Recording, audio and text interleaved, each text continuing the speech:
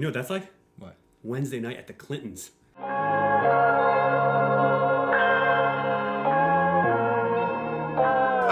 yeah. Halloween episode. Halloween episode.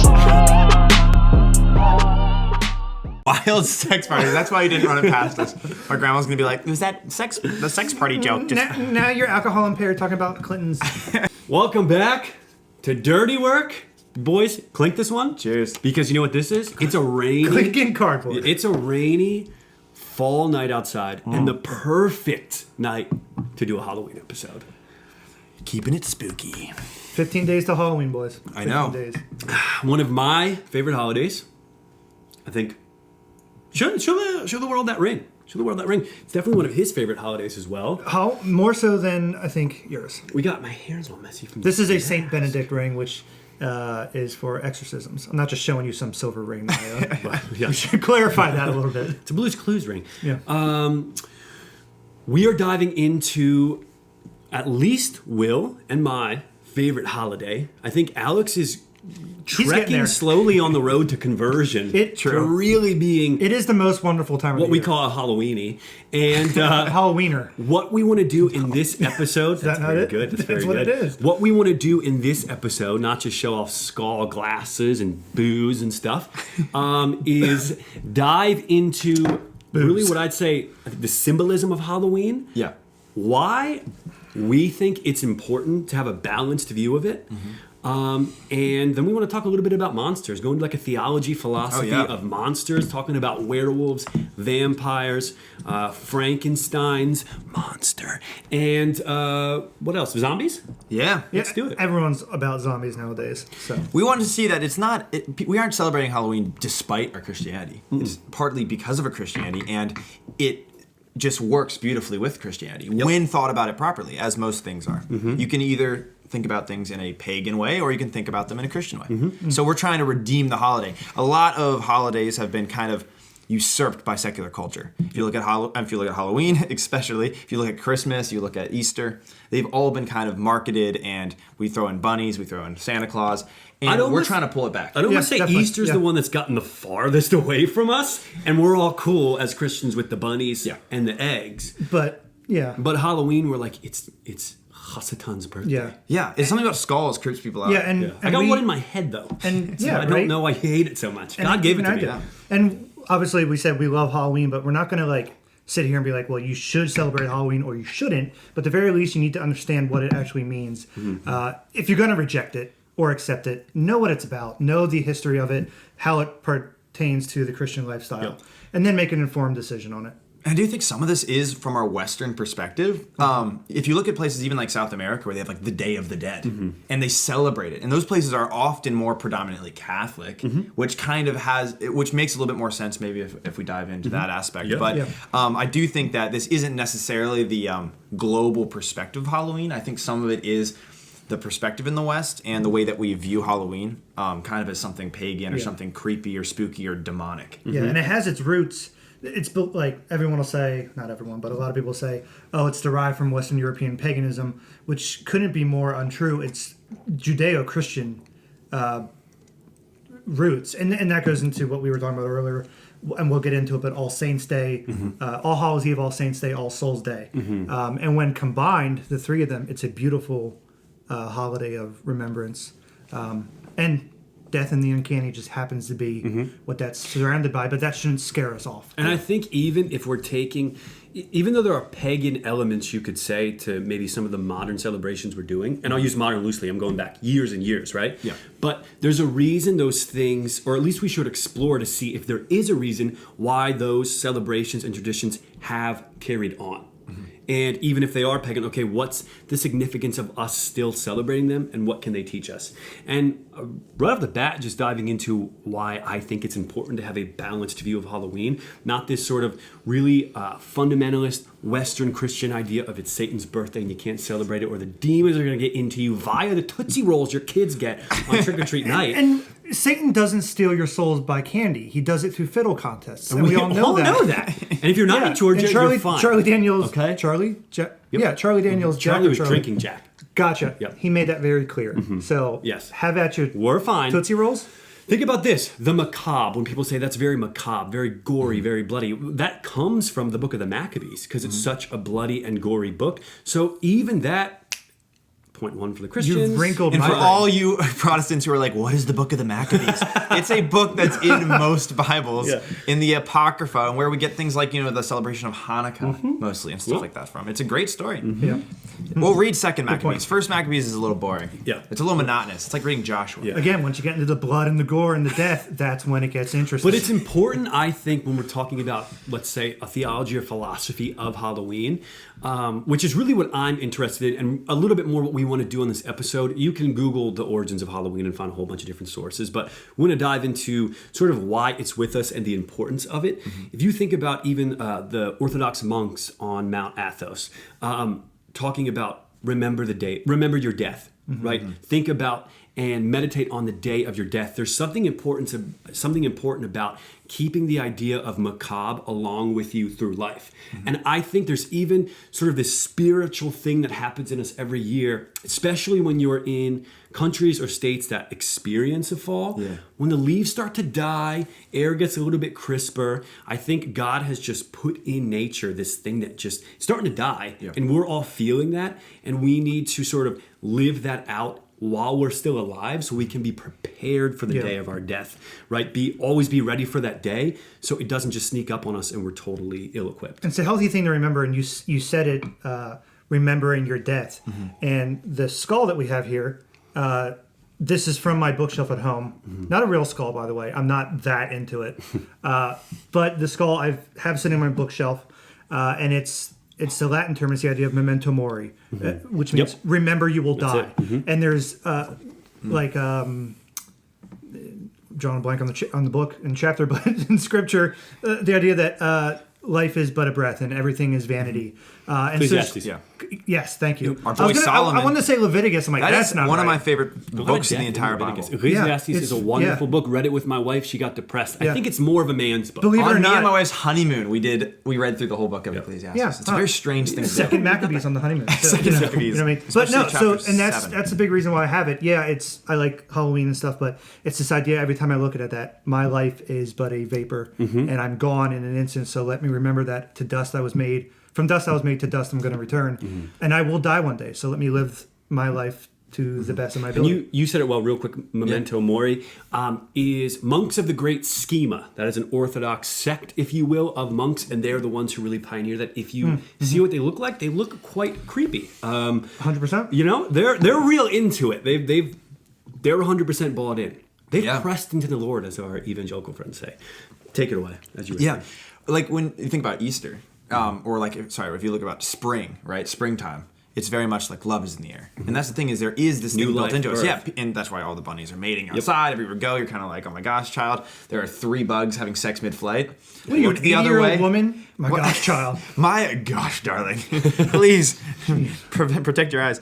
But when we start moving towards the fall, like you said, there is definitely this feeling of death. And as Christians, we are a religion which celebrates the death of Christ. And that is something that is at the forefront of our religion, is celebrating the sacrifice. Because it's through death that we recognize that life can come. You know what I mean? I think that's the beauty of Christianity, is we are the only people who, in my opinion, truly can celebrate death because we recognize what's on the other side. Exactly. And for the secular or for the pagan, death is the most terrifying thing. It's the moment when you step out from that which you know into something unknown. Whereas for Christians, it's like, we know what's coming. As Paul says, where's your sting death? It's like, we're coming right at you. Wonderful point. And we quote him a lot, but Athanasius, on the Incarnation, he says, even our young ones and our women play with death as though it was a dead lion. They hop over it. They hurl insults at it. And as Christians, we can celebrate death because we know death, there is no resurrection without the crucifixion, right? And this is something that's cool too, I think, from more liturgical sides of Christianity. I really like the idea of how sort of there's a mission and a liturgy throughout the whole year that really keeps you engaged and invested in the seasons that God has placed in the world. And in more modern evangelical forms, you kind of lose that because you don't have the church calendar. And part of that church calendar is fall, is All Hallows Eve, All Saints Day, All Souls Day, and celebrating the death, remembering the dead that has passed on. honoring them, praying for them, lifting up them to your Heavenly Father, and just to the people around you as well. When somebody dies, from our point of view, they've been translated. Yeah. They haven't been forgotten. Mm-hmm. Yeah, and when you bring those things to life, when you bring death and the uncanny and the idea of ghouls or demons and spirits and all the things that are thought of in Halloween, you can, from a Christian perspective, you can kind of take that and bring that to your belief and your theology, and understand that death and all those things, they genuflect to Christ. Mm-hmm. To the great unmaker, you could say. Mm-hmm. He unmakes all these things. He crumbles death in his sight, and death and all those things have to genuflect. They have to bend the knee, just like humans do before Christ. And it's a really cool thing to think about, that death itself. We like to embody death in movies and books and everything, and you could say Satan is death itself, or however you want to say that. Death itself has to bow before Christ and say, "Hey, at the end of the day, you are Christ. I have no chance of wrapping my hands around your neck, so I submit to your will at the end of life." Non-canonical work, the Acts of Pontius Pilate, I believe, Christ says, "I am vinegar in the mouth of death and a torment to Satan." And that really is something we can remember on Halloween. I think also, as well, I'm curious what you guys have to think about this, but Will and I recently met a podcaster we love dearly, Timothy Renner. He runs the Strange Familiars podcast, but I purchased a book of his, and he talks about the importance of sort of carrying folklore and urban legends with you, and what he calls the unknown, but what some people call the goblin universe. Halloween, that's quite apt for our Halloween episode. But the idea that, yes, some of these stories have been blown up with symbolism and exaggeration, but there's a reason they have trekked with us for literally thousands of years. We're going to get into this, but if you think of the werewolf, I mean, there's talks of werewolf in the Epic of Gilgamesh, right? Or if you think of King Nebuchadnezzar in the scriptures, acting like a dog, acting like a wild animal, prowling the grounds, right? Esau with a curse. Was a werewolf. There you go. Might have been Bigfoot, might have been a werewolf. Might have been ginger werewolf. But there's a reason that we carry these things with us, because one, they're archetypal and they teach us great things, as Peterson talks about Carl Jung saying all the time, and these sort of things. But they also provide a great wonder, mystery, and awe to life. But I think what they're doing is revealing the mystery and awe that is intrinsic to life itself. We just get blinded to it because, as Timothy Renner says in his book, we've built great cities and we have 24-hour stores just to keep the lights on, to keep the darkness away. And in modernity, we can forget that darkness exists. But it's really important, because until you remember that darkness exists, you won't remember that it exists inside of you. Like Peterson says, the snake is within you. Yeah. And when you need to master it, you first need to be aware that it's within you, dude. You got to be aware. Yeah, I think Halloween psychologically plays two big roles. I think, and I'll refer. I wrote a post on this months ago, and I thought I'd bring it back up. But why I think Halloween plays a big role is collectively it allows us to process through you see the decorations, through the blood and the corpses and the skeletons and all that stuff. It allows you to kind of come to terms with this repressed fear of death that we all have, and this idea that at the end of the day, these things that might be off-putting to you to see in someone's yard around this time of year, that's who you are. You are a skeleton with blood and flesh and bones, and obviously you're so much more than that, but you can't escape that. And that's something that I think Halloween does really well as individuals and as a collective whole, to come to that realization. And the second thing that I think it does, it allows you to process your fear of all these things, of the uncanny, and these things that the bats and the monsters and the vampires and all that stuff. It suddenly, especially Halloween night, seeing kids come out dressed as the things that you fear throughout the whole year, it allows you to become face to face with friends and neighbors and even strangers, and realize that underneath it all, we're all the same.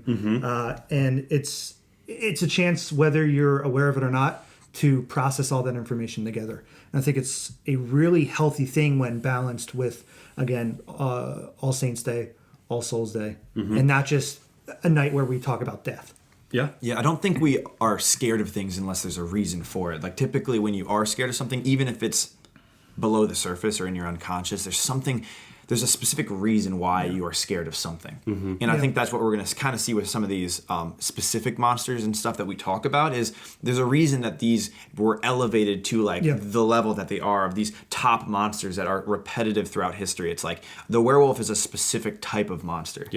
And something which we need to all come to terms with because there's a reason that we view that as scary. You know what I mean? And I think, if we can uncover that meaning, I think that's what we're going to try and do somewhat here is say, what is the hidden meaning between each of these monsters and why do humans fear them? And you can't control death. And so the idea of mocking death or dressing up on Halloween or whatever, participating in it is a way to kind of dissect your anxieties about death and about frailty and mortality, and it's a way of coming face to face with the thing that you feared your whole life and shining a flashlight on it and realize that maybe it's not as scary as you thought it was, and sometimes it is that scary, but to bring it to light, I think is something that needs to be done.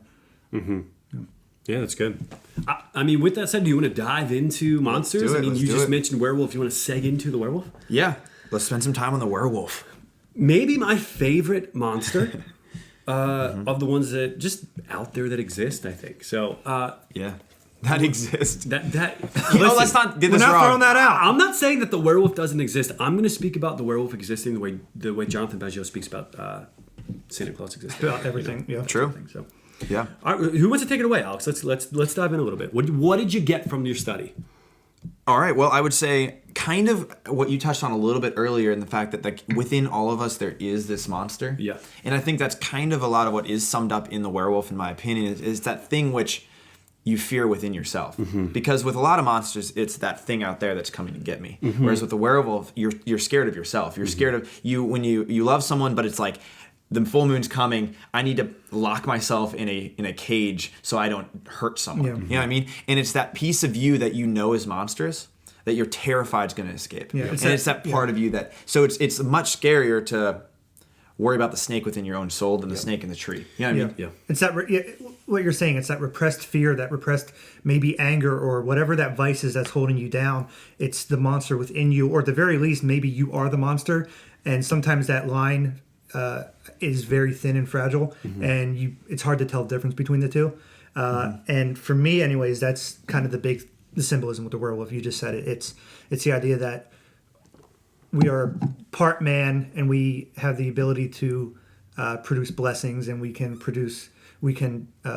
love in our lives, and we have light. But at the same time, behind all that, there is a darkness within us that we need to tame. And again, sometimes it's harder to tell where that line can be drawn. And you see that too. That's a really good point from both of you, because you see that in classical werewolf tropes and movies, just literature, that sort of stuff.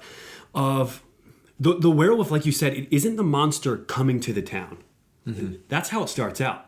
But what it is okay, the werewolf is the priest in the town they didn't know about, right? The werewolf, maybe bad example to jump to right away. I'm sorry. But as John Chrysostom was at least credited with saying, what the pathway to hell is paved with the skulls of priests and bishops. We have one right here.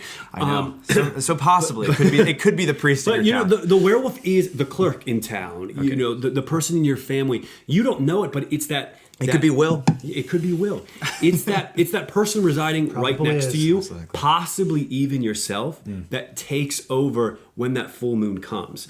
And that's beautifully put. It's not something. It's not the fear and the danger that's out there so much, even though that might be what you're thinking. That's how you're manifesting and putting it out there. It's really the thing that exists within you that you need to become aware of and tame. I have this awesome quote, and some people might know this quote, but I'm going to read the whole thing. It's not super long. It's by Alexander Solzhenitsyn. Do it. All right. So he's the guy who was in Soviet Russia and wrote the Gulag Archipelago, basically exposing all the horrors that were going on within these Gulag, these camps throughout the Soviet Union. So he said, if it were only all so simple, if only there were evil people somewhere insidiously committing evil deeds, and it were necessary only to separate them from the rest of us, and we could destroy them. But the line dividing good and evil cuts through the heart of every human being. And who is willing to destroy a piece of his own heart? Ooh, that's good. But that's that idea. It's like, if only we wish that the monster was out there because we could just build a wall. The problem is we recognize as humans, it's like there's a monster within you. There's Yep. a monster within your wife. There's a monster within your children. There's a monster within every single person that you come in contact with. So it's not as easy as putting a monster in a cage. Yeah. It's learning to tame the monster. And think about how deep, like archetypally deep this is. Okay, so if you're thinking about our culture too, and this is why Jordan Peterson has been so appealing to people. This is something that we've been drawn to, but this lack of maturity and personal responsibility, and something, Will, that you even mentioned in the first episode, wanting to make men again. And that's something like when a father figure comes on the scene, you see how hungry everybody is for it from all aspects, Christian to non-Christian. People looking at Jordan Peterson, people looking at people like him, right? Yeah. But namely him is, let's say, the most popular. But this idea, and you see this with the werewolf. So it's the monster within you. And what brings about the werewolf? Brings about the change, the full moon, right? Well, the full moon is the twilight of your life, okay? So that's what you're possibly afraid of. I'm afraid of getting older. I'm afraid of having to conform to the man. I'm afraid of having to be a part of the system. I want to stay young and free, YOLO, for the rest of my life, right? But there's a difference between the pioneer and the wild man. The pioneer is fearless with his responsibility. The wild man, whom culture deems as crazy, let's even think of the demoniac out there that Christ heals from Legion, right? The wild man views his responsibility flippantly. I'm going to push all of this off and forever live young and free. The problem is that's when the monster really comes out. You're afraid of that full moon. And then when it's coming, you go buck wild in the other direction because you're like, I'm not going to get married. I'm going to have sex with all the women I want. I'm going to do this. And really, you just turn into like an incel in your mother's basement or something like that, right? Yeah. Or whatever. Yeah. But what kills the werewolf in werewolfology? Is that a word? It is now. Silver, you right? said it. What combats the werewolf are silver bullets, silver in general, and silver is symbolic for sophistication. So what kills the monster inside of you, or rather, better, what harnesses the monster inside of you is bringing that pioneer in relationship with that priest. Like Jordan Peterson's translation of Christ, saying, blessed are those who have swords, know how to use them, but keep them sheathed. You need to know the monster inside of you exists because that monster is necessary for protecting your family, for going out and getting things done. But you have to know also how to exist in society. You can't just walk into a room and be like, what's up, mother effers, and go buck wild, right? You have to, there's a fine balance of narrowing yourself to enter the narrow gate, but being strong enough to walk through it. And that's really, the werewolf is that monster inside of you, learning how to harness it with the sophistication of maturation, of maturity, but not losing that pioneer. You don't want to be the wild man, but you want to be the pioneer. Christ was fearless. The demoniac, he's just insane. You know what I mean? It's you make a good point, and I want to kind of bring it to like a real world application almost. Knowing the monster within you and how to tame it. I was getting together with, I've mentioned this to you, I have a friend who wrote a dissertation on the Holocaust and everything. And we were getting together one night over bourbon, and we were talking about the idea that he studied this for years throughout his dissertation, talked to survivors, talked to people who have like studied this. And he mentioned the idea that with the concentration camps and the Nazis, and at first, and there's historical evidence to back this up, but at first they would shoot their prisoners in the head. They would just have their soldiers shoot the guys in the head, and that was it. And it's about as personal as you can get, holding the gun at somebody and ending their life. Well, that started to have psychological effects on these soldiers, and they would flip out and leave the army, thus depleting these Nazis that would eradicate the Jews. And so they came up with concentration camps, one reason, as a way to distance themselves from committing these atrocities and these murders. So all of a sudden, the monster within you was a little farther away. When you weren't holding the gun anymore, you were not the monster. You were you were on the other end of it. And it's this idea that they knew the monster within, and they completely ignored it. And they said, no, we're not going to do this. We're going to, not in a good way. They were like, no, we don't want to be a part of this monster. We'll do something to get the blood off of our hands. Yep. And it's a scary thing when you ignore the fact that you have this darkness within you. Exactly. That's very good. It's a real, that's a dark one.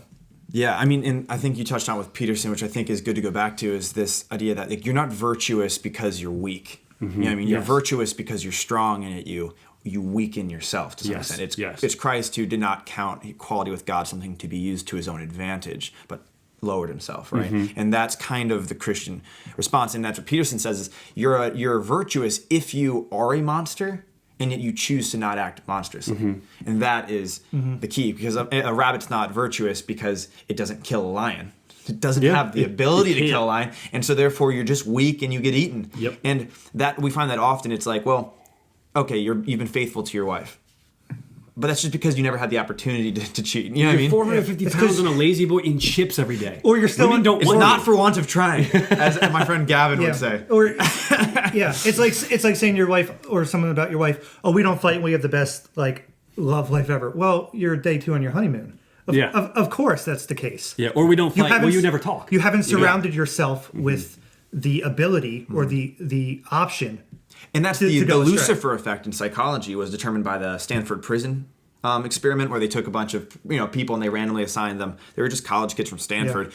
Some were prisoners, some were guards. And what happened was just within a period of a few days, they had to shut the whole thing down because they were becoming so aggressive, and they were actually forcing them to like do push-ups naked on the ground, and were humiliating them and injuring them. And so it shows though that when given ultimate authority and no accountability, the monster will come out. And you see with the werewolf, it's always at night, which is true when you look at scripture, where it's the people in darkness love the darkness because it hides their deeds. And I think often we recognize in the day we're good. It's when the night comes and suddenly the full moon represents the most night. And in that moment when it's most dark and most easy to let the monster out, that's when it almost comes out naturally. Yeah. And so we love the light as Christians, and we seek to stay in the light, but we have to recognize that times will come when the darkness comes. And there's a good point. The full moon represents the darkest of night. And that's when the greatest light is shining, because Christ will always be found in the flames in the darkest of nights, my boys. That was a good point. I just piggybacked off of it. I love it. I just built it. Somebody. Chink. Come on. Yeah. Chink. Oh, well, let's be careful. I have an Asian wife. Oh, crap. Lord Lord of the Flies is a great example of this, of the idea of that on your own, with no authority, no greater power or standard to look to, we are left to our own devices. And those devices will always, when there's not a good to harness it, will always lead to evil. And always lead to the detriment of the human race. Stop denying that the werewolf is in you, that the monster is in you. Let the full moon shine upon you. Become aware of it. Learn to harness it. And then just turn that baby loose on your dreams, and turn that baby loose on your ego and your faults, and kill it, and raise up a family. Get in community with like-minded people who have families. Build a better society. If we have a ton of kids, everybody's going to think like us. And that's scary for everybody listening. But you know what? For me, makes you pretty happy. Makes you happy. Yeah. Don't be a pagan. Celebrate Halloween. Monsters are existential. Come on, baby. Enjoy the wonder of the unknown. Werewolves. Yeah. We dove into some werewolves. Let's talk about Frankenstein. All right. What's the deal here? First, Frankenstein's not the monster, correct? Ask the question and then just overtake it. For all you people who think that Frankenstein is the monster, it shows just how dangerous when you lose your roots. You know what I mean? It's like Mark was not a disciple. He never met Jesus. He didn't write a gospel because he knew Jesus. Peter wrote the Gospel of Mark. How do we know this tradition? How do we know that Frankenstein isn't the name of the monster? You read the book. You watch the movie. You watch the movie. What is the monster's name? The monster? Yeah. I think it's Frankenstein's monster. Yep. It's Vicar Frankenstein. Vicar Frankenstein. When he's angry. By the end of the book, when he's angry, he's Frankenstein. That's stupid. Yeah. Okay, so he's not. Sounds like a stripper name. I like the story of Frankenstein. I don't know what the heck my eyes just did. They rolled in the back of their head. Stressed me out. Perfect, dude. Zoom up on that. Yep. Put that for the We Are Legion intro. So I like the story of Frankenstein. Not my favorite, but I like him a lot because we're calling him Frankenstein, okay? That's the best way to do it. All right. Frankenstein, the monster, whatever. It's an odd mixture of, when portrayed right, victim and he's like the victim, but he's also seen as the victimizer. He's the monster, but he's also innocent, which is a really cool concept. And a lot of the times when portrayed, and I think the origins of it, the Frankenstein monster is always being chased by the crowd, by the culture, by society, who see this thing that does not belong in their group, and they want to do whatever they can to drive it out. Tiki torches, pitchforks in hand, driving I the. don't know if they're tiki. No. Tiki torches. Are That's those getting keep, real. like, the mosquitoes away? You think Yeah, that's a real okay. KKK rally. Whatever you're. Oh, getting. that's what I'm getting mixed You're up. thinking Yeah. of something else. Okay, but it's this idea of just torches. of the town with Yeah. mob violence. They're each like they're a collective vigilante driving away the thing that doesn't belong to them anymore. And it's this really cool idea that again, the idea that monsters are kind of the scapegoat.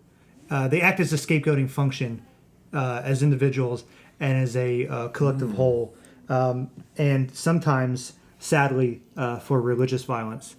Which is one of the big things that you see in the Frankenstein movies is they're the Christians who see this thing that doesn't belong, and instead of studying it or understanding what it is, they're like, well, we got to kill it, we got to get it out of here and rid ourselves of it, and of course then it turns the monster into an actual monster, maybe something that wasn't wrong or evil at first because of all the hatred being thrown at it and because it's being misunderstood. It starts to think of itself as, well, maybe I am what these people call me. Maybe I am and the bad thing or the thing that's causing all the trouble. I don't know. I like that perspective. It is Just you know a what? thought. Frankenstein's monster is like Rene Girard's mimetic theory, which is the idea of scapegoating. And if you think about what he's basically looking at is all of the cultures, Rene Girard, anthropologist, looking at who became a Roman Catholic, looking at all of the cultures throughout the world and seeing, even in the cases like some of the gods of each culture, he would say, really developed and came about because they were originally like this victim that got scapegoated, where the town, city, civilization would throw all of their collective guilt, anxiety, and anger on this thing and kill it. And then in the spot where over years and years and years that victim was killed to get their scapegoating anger out of them, would become the place of worship for that god. So he would say Zeus at one point was eventually, if you trace it back far enough, maybe a deformed teenage boy who got killed. If you think of It's like Jason. yeah, if you think of Spartans, right, who would commit infanticide and throw their babies that were born deformed, they throw them off the cliff and kill them, right? Yeah. And it's a way that you're seeing the other, you're seeing the thing that doesn't make sense, and you have this anxiety because you're a sinful, fallen human being, and instead of, like we just spoke about, realizing the monster's within you, and it's your ego, it's your sinfulness that needs crucified, you project on other people and you throw it on them. And Rene Girard did a bunch of these studies, and he found that, okay, all of these are victims, and they're the other, but they're still a part of the community. They're still that sinful, fallen human being. He then sees the story of Christ as he becomes one of us, but he comes from far off. He's not a sinful, fallen human being, and he's not a victim. He says, nobody takes my life, but I lay it down willingly. And he is the perfect, ultimate sacrifice that puts an end to all of the scapegoating. And you even see scapegoating in, is it Leviticus or maybe the Talmud or whatever, with the goat. They put all of their sins, all this anxiety on this he-goat, and they cast it out into the desert. So you see scapegoating all throughout, and even in our societies, even in our current civilization. Who's our current scapegoat? Donald Trump. For better or for worse, right? We're throwing things on him that he hasn't said. Even though he says dumb things, we're throwing things on him that he clearly hasn't said, because we need a collective scapegoat. We need to get our anxiety out somehow. They did it in. Sorry, we were almost holding hands. We almost did. They did it to Frankenstein's monster, and you've done it ever since, because people aren't taking the time to realize that Christ put an end to our scapegoating. We just continue to brush He's the past ultimate it. scapegoat. Yeah. Yeah, and I think maybe it's good to give a little bit of context for people who've never read this story and are like, who is Frankenstein? He's the big green guy, right? Get out from under the rock. I mean, the basic premise of the story, I could be wrong, but let me know if I'm off on this. He created a monster, and the monster, and he was so disgusted by this monster he created that he ended up rejecting it and saying, I actually want nothing to do with it. And he ran away from this monster. The monster, feeling abandoned, basically enacted revenge against him and started killing his friends and hunting him down. And so, like you said, he's kind of the victim in the sense that he's being hunted by this monster, but he's also the victimizer because the creation he created, he then abandoned, right? So it was like the opposite of what God does for us. It's, I created you, and instead of love, I'm going to show you the cold shoulder. I'm going to leave you. And so this monster in desperation comes after him almost, and at some point he even says, just make for me a mate. And so Frankenstein then tries to create a wife for Frankenstein, for his monster. but then is so repelled by this monster that he ends up destroying it and throwing it in the river. And Frankenstein's monster sees this and says, Gets to be a lot. It is very complicated. Go on, Frank. Yes. So all that to Humanize say is, I think when I read this, I took a little bit different perspective on it, and I saw the monster almost to represent the monster that we create often in ourselves. So you could think of addiction would probably be the most obvious example, where there's something like alcohol, which in the beginning you create because you indulge and you drink because it's social, because it's fun, because it takes the edge off. And over time, through overindulgence or through going to it when life gets hard, you end up creating this monster. And what happens is, when the monster gets out of hand, it's like it begins to hunt you, and it begins to destroy the people you love. It begins to destroy the things in your life that you once held dear. And so as you run from this monster, it's like it becomes to the point where it's like it's forcing you to satiate it. It's like, make for me a mate, make something that can like satisfy me if it's not you. And what happens is either you satiate it or it destroys you. Yeah. Jonathan Peugeot, in the video he released today, kind of talks about that idea that like to bring trick-or-treating to the forefront again, it's the idea that the monsters or demons are coming to your door, the darkness is coming to your door. How much are you going to let it in? Are you going to let it in, or are you going to kind of give it candy and make it go away? It's the idea that it's placating demons, I think he calls it, and the idea that like he makes the example, well, we placate everything. It's that extra. It's that cigarette you take after work. Like you said, the extra drink. He says every time you masturbate, you placate the demon. Yeah. Every time you take the hit of the cigarette, you placate the demon. The extra drink to take the edge off. Everyone, you're always placating a demon in your life, and you're always going to. Masturbation. And so what you're saying is, it's an interesting thing to think about. And it's important to see, like you said, we're always placating, and I don't think it's possible not to placate to some extent. And if there is a ravenous monster, what's ironic is if you don't feed the monster, what's it become? Hungrier, right? And so the answer isn't not to feed it. And I think that's the problem, is a lot of people go, oh, I'm scared of the monster, I'll just hope it starves. But it's like when you don't feed the lion, it becomes so hungry that when you go to feed it, it devours you, right? And so I think part of proper psychology and proper emotional stability is saying, I'm going to feed this monster, but I'm going to feed it something good and healthy. And so instead of alcohol, I'm going to exercise, or instead of whatever addiction you have, you replace it with a healthy form, and you satiate the monster within you with healthy coping, with healthy. You replace the, like C.S. Lewis says, our problem is not that we desire too much, but we desire too little. You replace that weak, hurtful, harmful desire with something stronger. That's perfect, like you said. You hear countless times. I mean, how people who you know the musician James Taylor, right? But he says, I'm an addict. I feel like I'm always an addict. I've just replaced it with rowing. I exercise every day, right? Because I'm a drug addict. I'm an alcoholic. I need something to replace that. And you see that a lot. You hear many times people say, I hate to use this terminology, but once an addict, always an addict, but they replace their addiction with something else. Or at least you're always in recovery. Always in recovery. I think that's a better way to say it. And there are certain things we'll never escape, and that's ourselves. And it's the idea that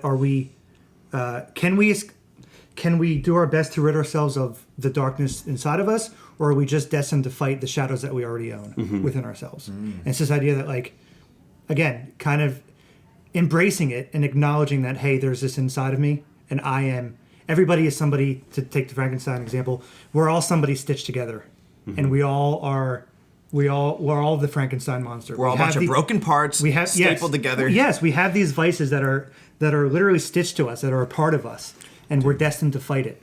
And it's this idea of realizing when you're the monster or when you're the victim. Dude, I like that. I love it. Frankenstein. There's more to Frankenstein than you'd think. I know, apparently. Not just so do you want to jump into zombies for a bit? Let's do Zombies, man. The Walking Dead. The Walking Dead whatever the continued series is. The White Walkers, right? The White Walkers. White Walkers. Yeah. Zombies, probably, besides vampires and what Twilight did for vampires and Tom Cruise, zombies might be one of the biggest things in our culture. They're my least favorite monster. They're not good. I just don't care. Like, they're not that interesting. But it's again, I feel like zombies, it's the monster it's the undead. It embodies, I think zombies are pretty accurate in embodying our fear of death and our fear of the idea that once death comes, there's almost nothing. I mean, in the shows and the stuff, you see the zombies and everything. You see them walking around, but there's nothing to them. They're just this blank state where they're soulless, and which is probably the most frightening thing. And again, zombies, they make you confront the vulnerability within you. They make you confront the mortality within yourself, which I guess is probably why so many people like the idea of zombies. That and you can blow them up, and I guess it's really cool. You know what I think about zombies is if you were the zombie, Yeah. let's just think about this in real life. If a zombie happens, Been there. you die as a zombie. Classic. You go into the afterlife. Okay, so you're going somewhere. Okay, Okay. but you're living. What do they do though?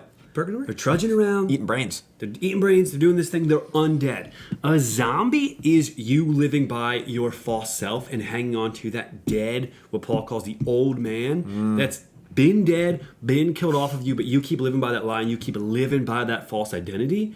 And you're just freaking trudging around, just trying to eat people, like just meandering through. Unless you're like a zombie, like the I Am Legend or something, where they're like, they're pretty intense. And they're agile, but still, you know what I mean? They're not. They're you know what? They're in an idle state. They're not the old man, right? Who's just fully alive and ravenous, but they're not the new created being.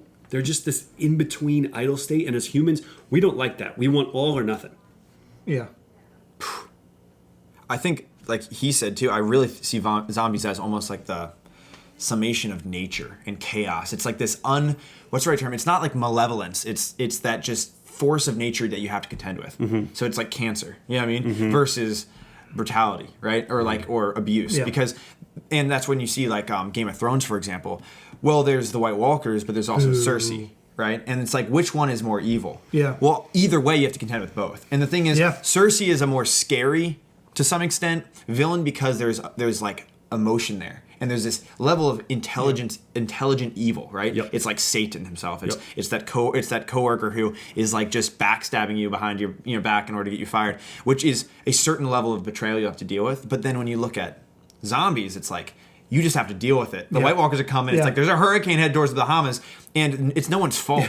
But you have to survive it, right? Yeah. And the show The Walking Dead, I followed it for a long time. As the show progresses, the zombies aren't even the real threat anymore. It's the people that are in the world still that are trying to figure out what to do next. It's the people that are fully there, that know the evil that they're doing, and they're going to kill these people so that they can survive. It's no longer... The zombies are just, like you said, you just got to contend with them. They're just there. You guys said something that I haven't thought about until this point, which is really good. Oh, sweet. The zombie is like that natural disaster. That hurricane on the doorstep, that flood, that California wildfire. It's horrible, okay? It's nothing to be taken lightly.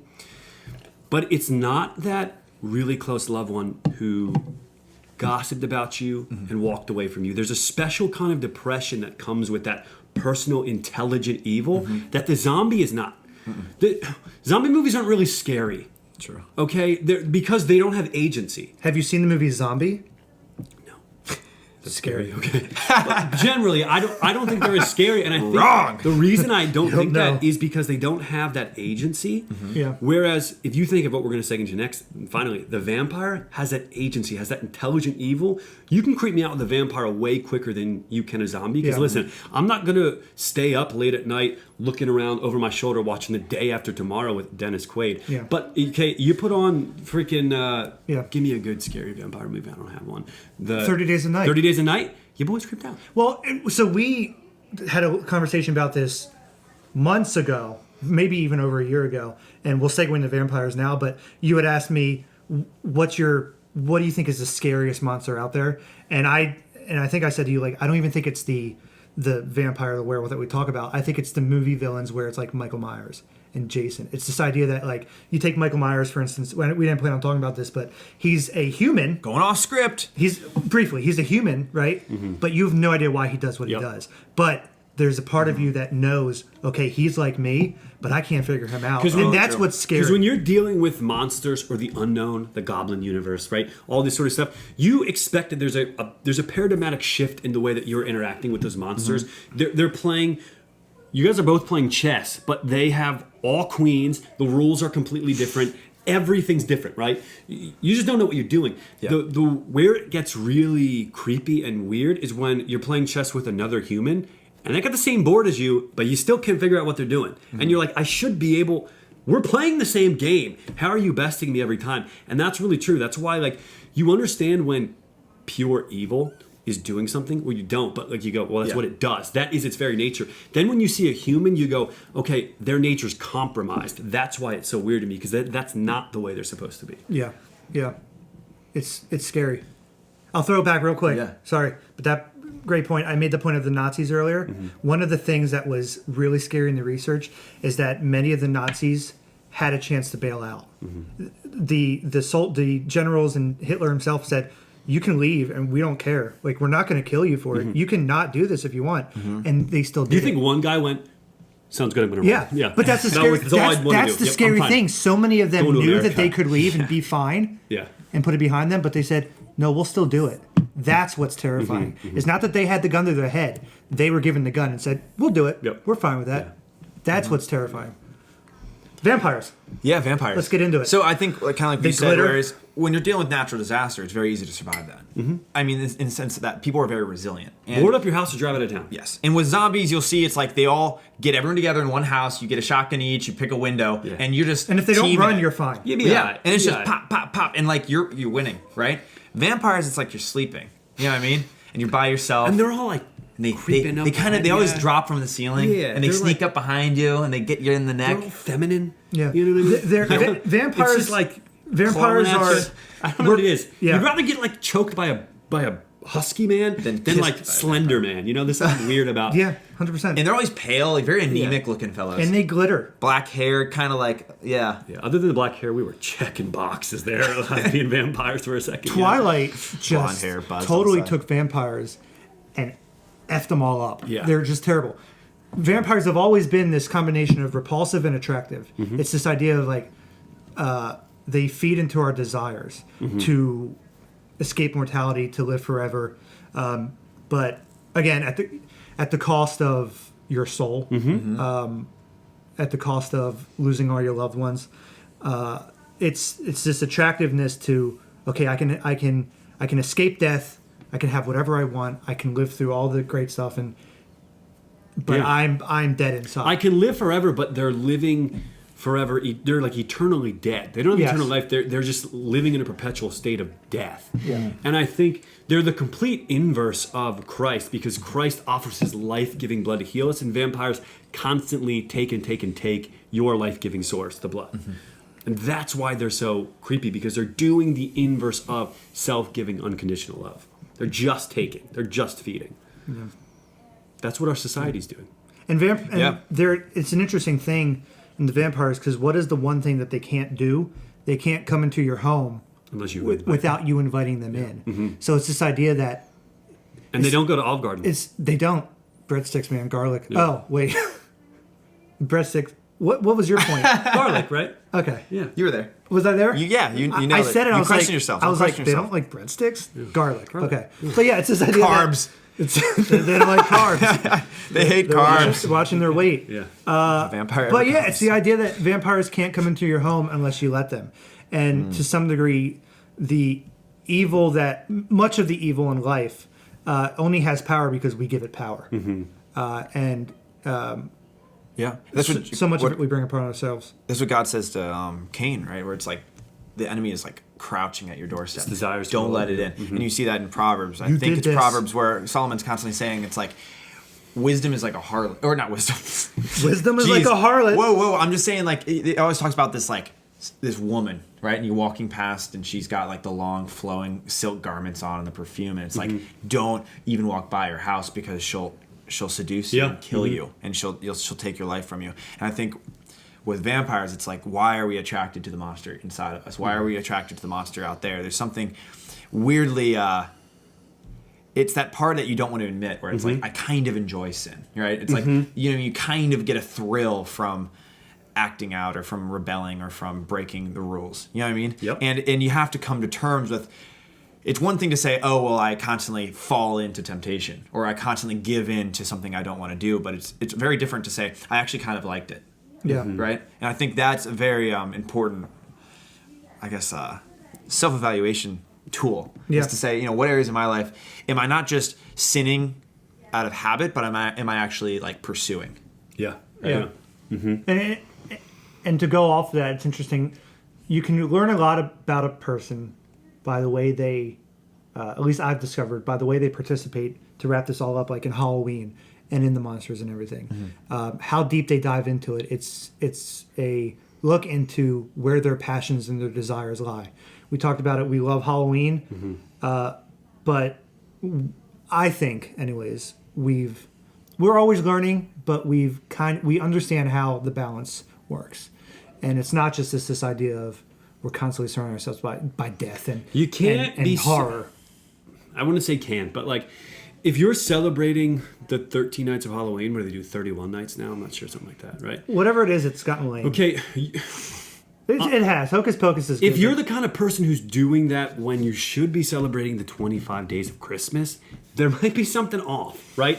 There's a time and a place, and again, to harken back to what we spoke about at the beginning of this podcast, something that is good about liturgical calendars and things like this is they help you experience the seasons and natural progression of each year, right? Birth, death, life, this sort of thing. And you want to go through those phases because that's healthy living. When you're stuck in one phase consistently, whatever that is, you're not living life to its fullness, and you're negating and neglecting something that you should be aware of and come to terms with. Like you said well earlier, Halloween helps you shine the light on the monster and see that it's not as scary as it is, right? Sometimes you shine the light on the monster and you go, it's a 7-year-old girl in a werewolf costume. It's not an actual werewolf, or right? the monster smiling back at you from the closet.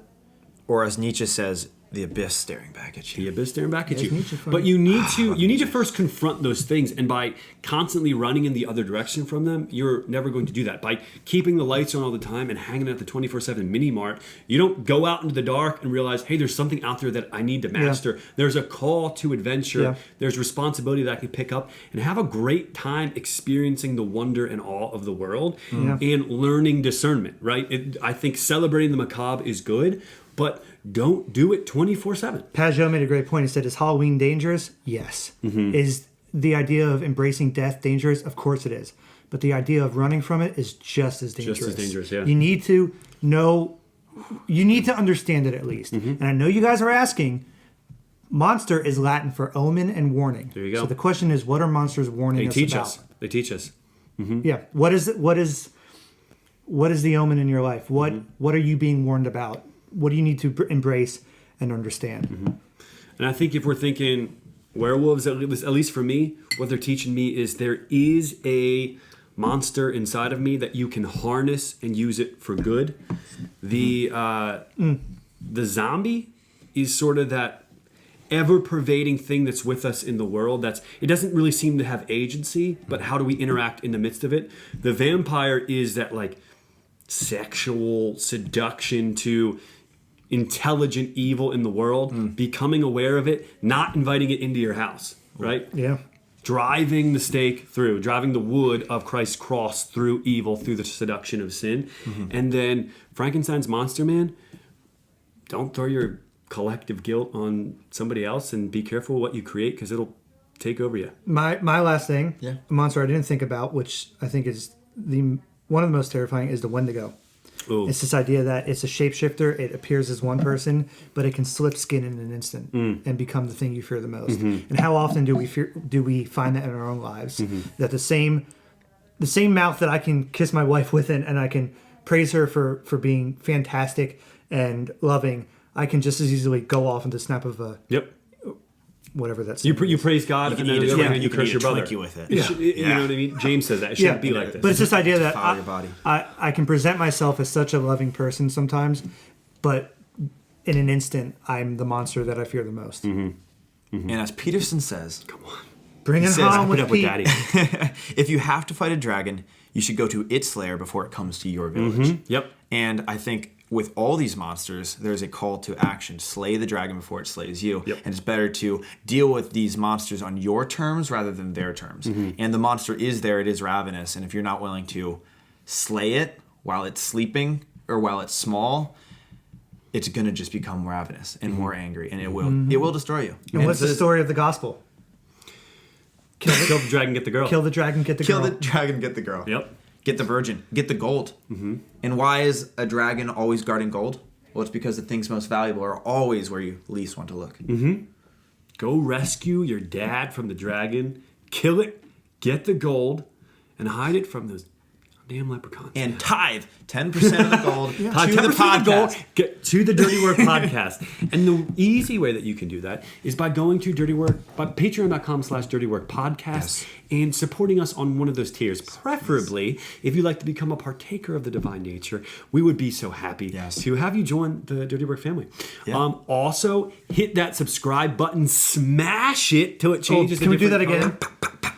Smash it. Like us on Facebook, follow us on Instagram, go to dirtyworkpodcast.com. Just hit us up on social media and dialogue with us. Really what we're most interested in is having a conversation with you guys. Yeah. And we're thankful for the opportunities we've had so far, but we want to keep that going. And I mean, boys, listen, this was a good Back at the good cleans. Halloween, good monster podcast, but let me tell you what, my baby doll, Miss Hillary Rodham Clinton, is calling my name. Put that in there. Ow!